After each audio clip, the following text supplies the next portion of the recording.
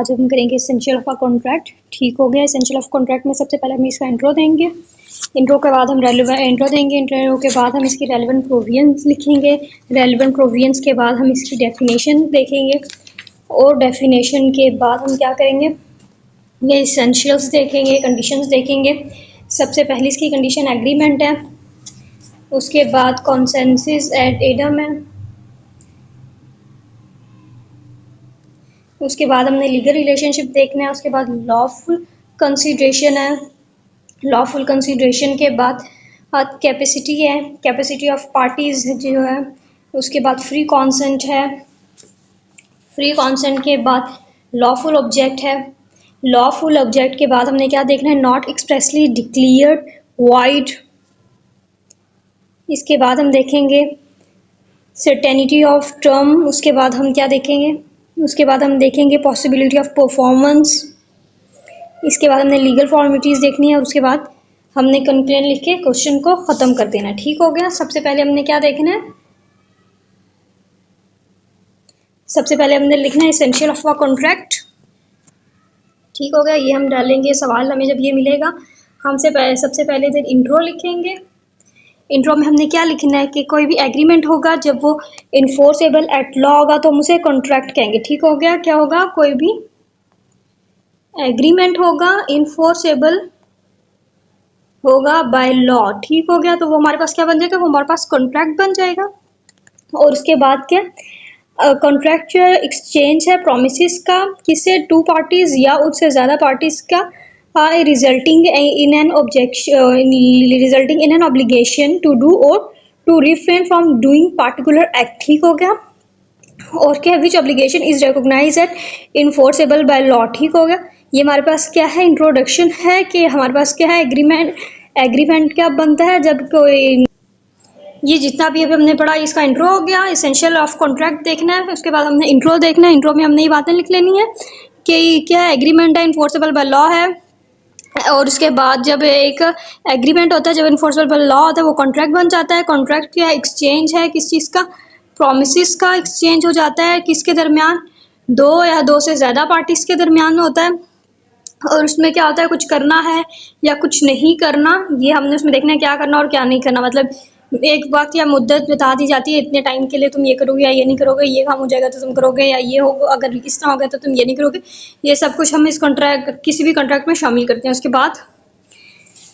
इसके बाद एडिंग आती है रेलिवेंट प्रोविजन की। ठीक हो गया। इंट्रो देना है, हमने पहले इंट्रो पढ़ लिया, फिर अब हम क्या देखना है, रेलिवेंट प्रोविजन। इसकी रेलिवेंट प्रोविजन क्या है, 2H।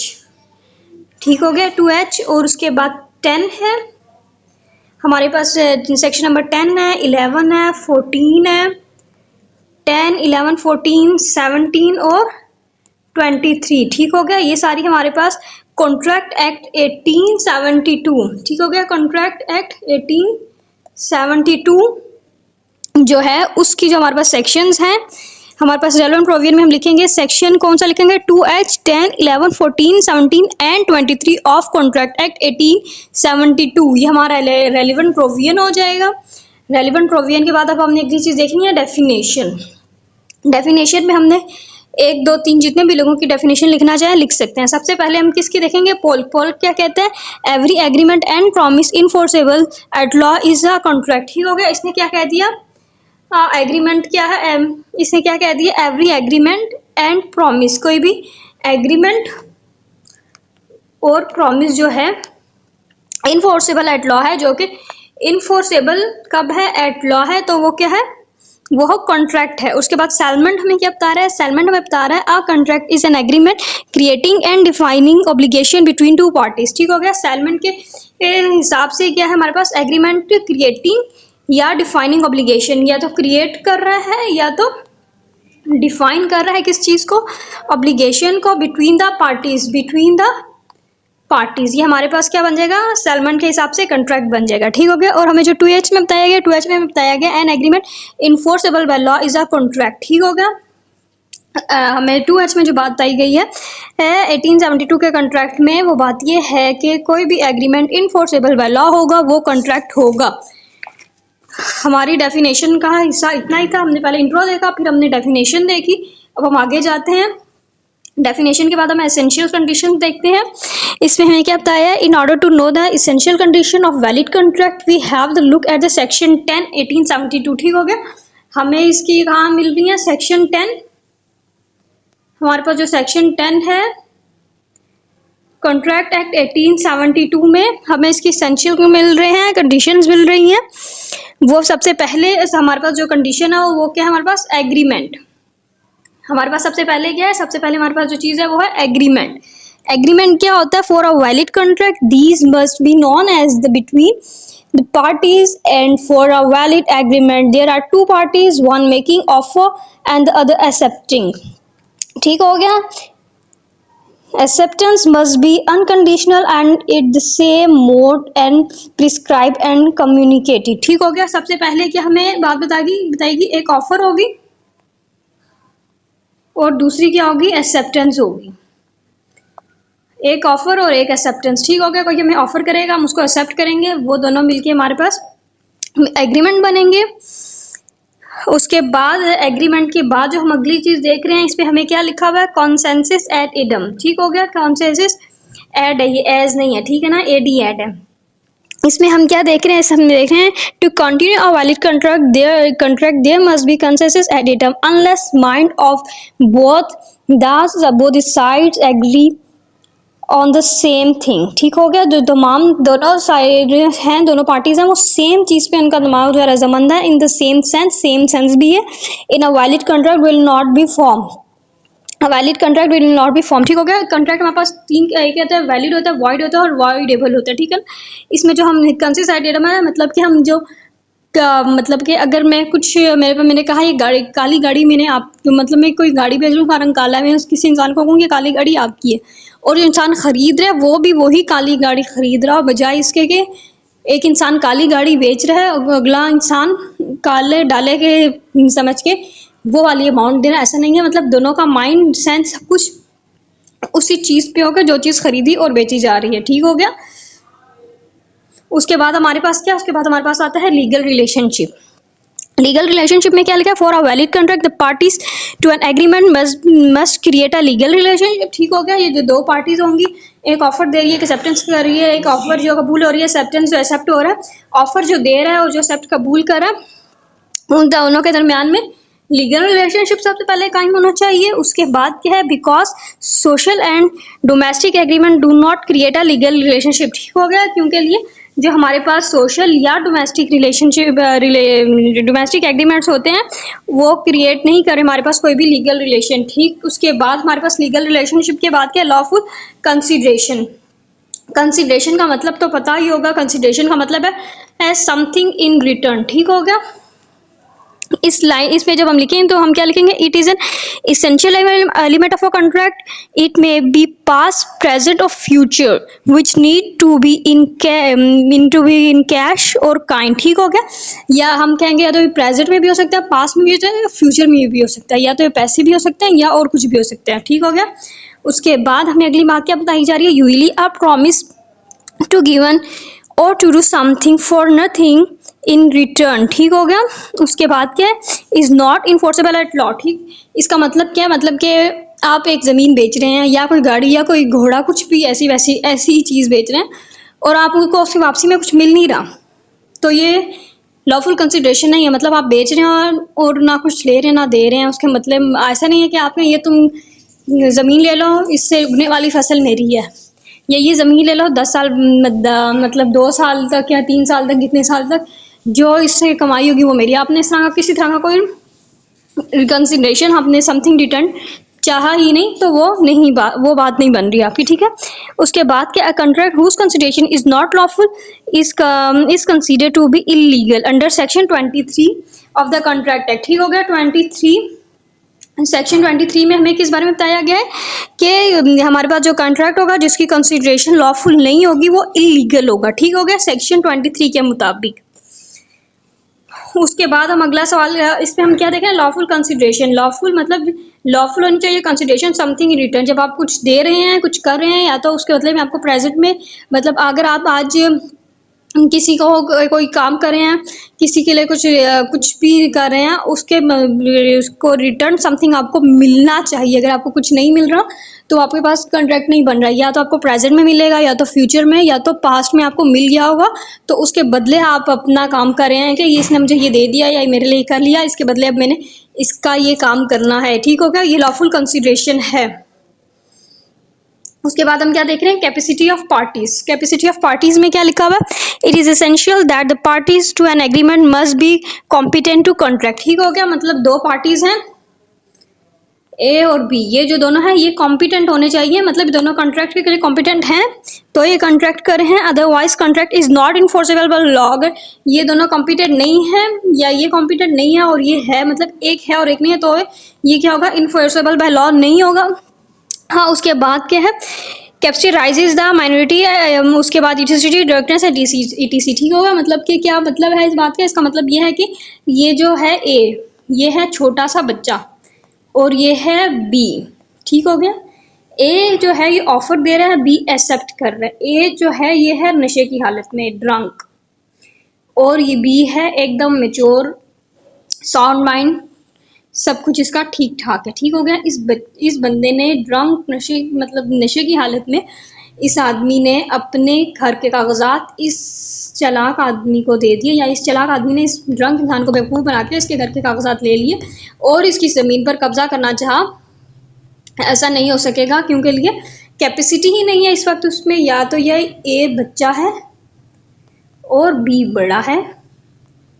ये जो बच्चा है ये ज़मीन जायदाद बेचने ख़रीदने के काबिल नहीं है, पर इसकी ज़मीन जायदाद है और ये बी इस पर कब्जा करना चाह रहा है, उसे जाके उसके कागजात पे साइन वाइन करवाए। तो ये इसकी इतनी कैपेसिटी नहीं है, ये इतना नहीं है कि इसकी बातों को और इसकी चीज़ों को कानूनी हैसियत मिले, इसलिए ये कैपेबल नहीं होंगे पार्टीज। ठीक हो गया, जब दोनों साउंड माइंड होंगे, दोनों का मतलब दोनों साउंड माइंड हो गए और कोई भी किसने कोई नशा नहीं किया होगा और जो होंगे माइनर नहीं होंगे, दोनों मेजर होंगे और तमाम चीज़ें उनकी होंगी कि वो कैपेबल हैं, तो हम उसकी कैपेसिटी ऑफ पार्टीज जब दोनों की देख लेंगे। ठीक है, उसके बाद हम कोई कॉन्ट्रैक्ट होगा उसको लॉफुल मानेंगे या वो इन्फोर्सेबल बाय लॉ होगा।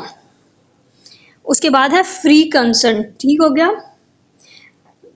कंसेंट का मतलब होता है मर्जी, फ्री का मतलब आज़ाद, मतलब कि अपनी मर्जी से, ऐसा नहीं है ज़ोर ज़बरदस्ती से या कुछ दबाव डाल के या इस तरह कुछ मतलब कि ब्लैकमेल वगैरह या कुछ अपने काबू में किसी भी तरीके से करके उसकी मर्ज़ी को अपनी मर्ज़ी बनाने के बाद करें, ऐसा नहीं हो सकता। फ्री कंसेंट होना चाहिए। ठीक हो गया, इसमें हम क्या देख रहे हैं, हमें सबसे पहले इसमें पता चल रहा है सेक्शन 15 में हमें कॉन्ट्रैक्ट एक्ट पहले हम देख लेते हैं क्या। For a valid contract is necessary that the consent of the parties of the contract must be free. ठीक हो गया, जो पार्टीज हैं ए और बी, ये जो कॉन्ट्रैक्ट कर रही हैं इन दोनों की अपनी अपनी मर्जी है, फ्री कंसेंट से कर रही हैं।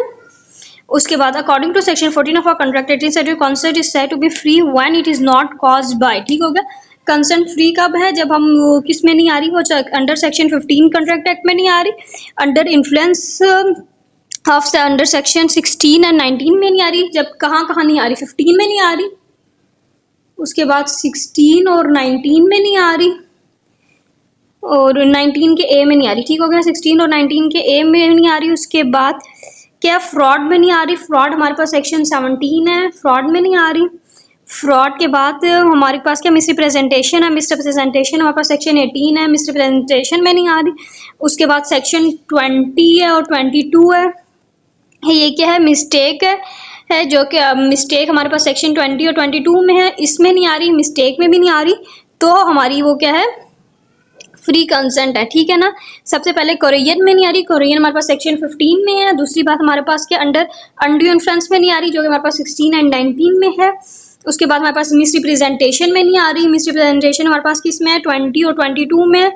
सॉरी मिसरिप्रेजेंटेशन हमारे पास किस में है, सेक्शन 18 में है मिसरिप्रेजेंटेशन। उसके बाद 20 और 22 में हमारे पास अंडर मेक अंडर मिस्टेक है, वो जो कि हमारे पास 20 और 22 में इन सब में नहीं आ रही। ठीक हो गया। कोई इंसान किसी कोरियन में या किसी अंडर इन्फ्लुएंस में या किसी फ्रॉड में या किसी चीज़ को दिखा रहा है और कुछ और दे रहा है, वो क्या मिसरिप्रेजेंटेशन कर रहा है, या मिस्टेकनली मतलब कि किसने कुछ और देना था और आप कुछ और समझ रहे हैं या कोई मिस्टेक है, इन सब के हिसाब से ये हमारे फ्री कंसेंट में नहीं आ रही, उसमें इंसान की मर्जी नहीं थी, तो वो इसके अंडर नहीं आएगा, वो इन्फोर्सेबल बाय लॉ नहीं है। आगे अब हम देखते हैं अगली चीज जो हम देख रहे हैं वो क्या है, लॉफुल ऑब्जेक्ट। इसमें क्या लिखा हुआ है, it is necessary that the agreement should be made for a valid object. ठीक हो गया। सबसे पहले उसका ऑब्जेक्ट क्या होना चाहिए,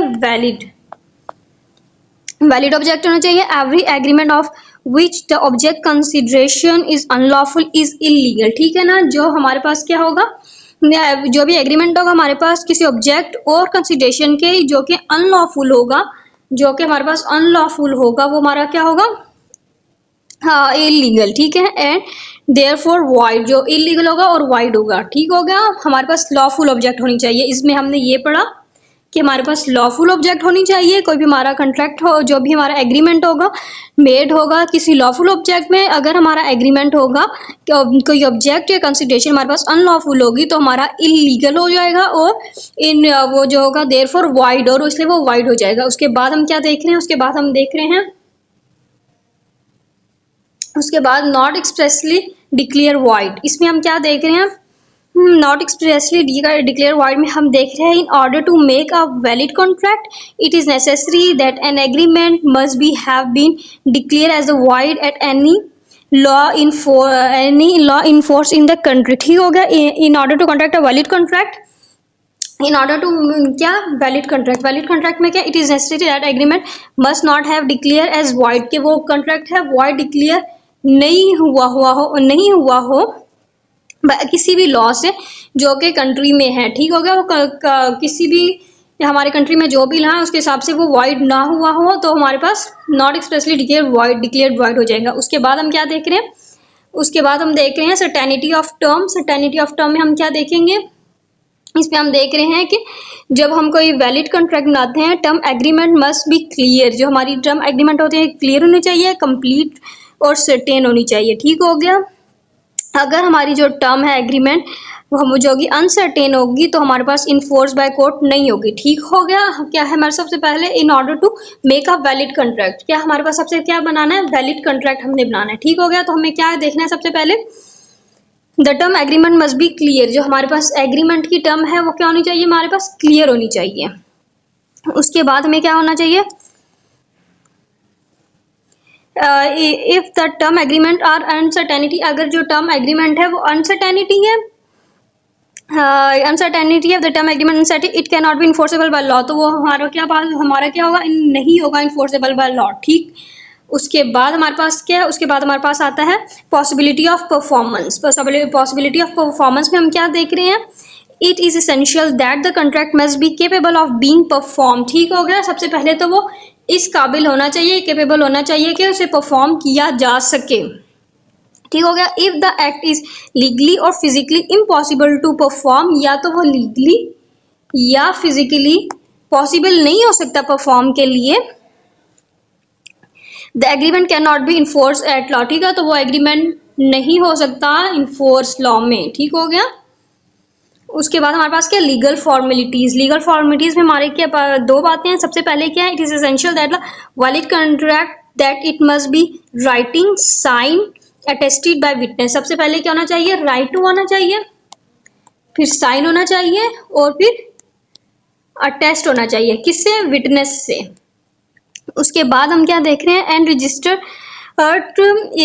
registered if so required by law in force. ठीक हो गया। और रजिस्टर्ड अगर वो इन फोर्स है, अगर वो हमारे पास रिक्वायरमेंट है, रिक्वायर है। उसके बाद रजिस्ट्रेशन हमारे पास सेक्शन 17 में है, किसके, रजिस्ट्रेशन एक्ट 1908। रजिस्ट्रेशन एक्ट 1908 क्या है, है required certain documents to be registered. ठीक हो गया, जो हमारे पास डॉक्यूमेंट्स वो रजिस्टर होने चाहिए। 10 a valid contract has to able by such formalities provide by law. ठीक हो गया, तो इस हमारे पास क्या होगा, हाँ हमारा जो है required certain documents to be registered, जो हमारे रिक्वायर्ड डॉक्यूमेंट्स रजिस्टर होने चाहिए। 10 a valid contract has to abide by such formalities provided by law. ठीक हो गया, हमारा ये इतना ही था। उसके बाद जब हम ये लीगल फॉर्मेलिटीज भी बता देंगे तो हमारा क्वेश्चन खत्म होने को है। इसके बाद हम कंक्लूजन लिखेंगे। जितना हमने सवाल पढ़ा इसको हम 2-3 लाइनों में थोड़ा सा बता देंगे और हमारा सवाल खत्म हो गया। सबसे पहले हमने एसेंशियल ऑफ कॉन्ट्रैक्ट पढ़ा, इसकी डेफिनेशन देखी एसेंशियल ऑफ कॉन्ट्रैक्ट की। ठीक हो गया, उसके बाद हमने क्या किया, इसके बाद हमने रेलिवेंट प्रोविजंस देखी। रेलिवेंट प्रोविजन के बाद हमने 1-2 बंदों की डेफिनेशन देखनी है, या 3 की भी देख सकते हैं, मतलब जितने की हमें याद रही पढ़नी हम लोगों ने सबकी हैं, जितनी याद रही हमने उतनी लिख देनी है। उसके बाद डेफिनेशन के बाद हमने एसेंशियल्स कॉन्ट्रैक्ट लिखना है, कंडीशंस लिखनी है, एसेंशियल कंडीशन एसेंशियल्स या कंडीशंस में से इनकी हेडिंग डालनी है। उसके बाद हम क्या देखेंगे, सबसे पहले देखेंगे एग्रीमेंट होना चाहिए, उसके बाद सेंसेस एट डीडम होना चाहिए, उसके बाद लीगल फॉर्मेलिटीज़ होनी चाहिए, उसके बाद लॉफुल कंसिडरेशन होनी चाहिए, उसके बाद कैपेसिटी ऑफ पार्टीज़ भी होनी चाहिए। कैपेसिटी के बाद हम उनकी कंसेंट देखेंगे, वो भी फ्री कंसेंट होनी चाहिए। उसके बाद ऑब्जेक्ट जो है लॉफुल ऑब्जेक्ट होना चाहिए। उसके बाद एक्सप्रेसली डिक्लेयर्ड वॉइड नहीं होना चाहिए। उसके बाद क्या है, हमारी जो टर्म है सर्टेनिटी होनी चाहिए, सर्टेनिटी ऑफ टर्म होनी चाहिए। उसके बाद पॉसिबिलिटी ऑफ परफॉर्मेंस होनी चाहिए। उसके बाद हमारी लीगल फॉर्मेलिटीज़ भी पूरी हो जानी चाहिए। उसके बाद जब हमारा सब कुछ पूरा हो जाएगा, हमारा कॉन्ट्रैक्ट का सिस्टम हो जाएगा, फिर हम कंक्लूजन लिखेंगे और 2-3 लाइनों में इसको बता देंगे।